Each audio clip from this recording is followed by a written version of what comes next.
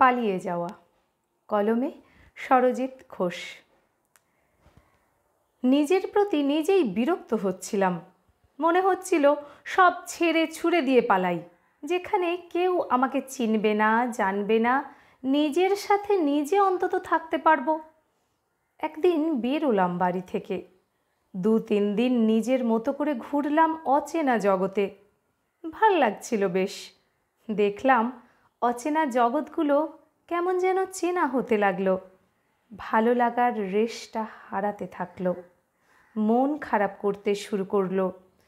মন কেমন যেন করতে লাগলো বাড়ির জন্য। ফেরার জন্য উতলা হলাম। শেষমেশ বাড়িও ফিরলাম।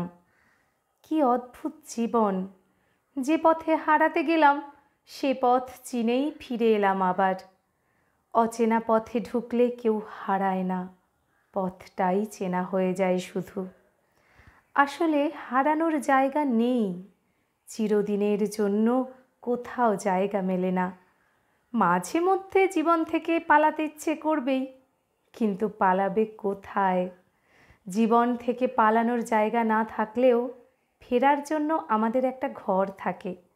যেখানেই যাই, যত দূরেই যাই, সব থেকে বিরক্তিকর ঘরটাই বোধহয় থেকে যায় শেষ আশ্রয় হিসেবে। পালাতে গিয়েও পালাতে পারি না তখন।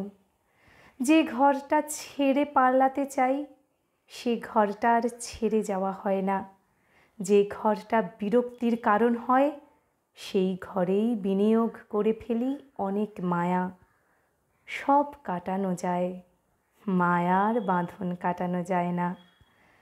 জীবন বাঁধা থাকে মায়াতেই, তাই পালাতে গেলে আগে মায়া কাটাতে হয়।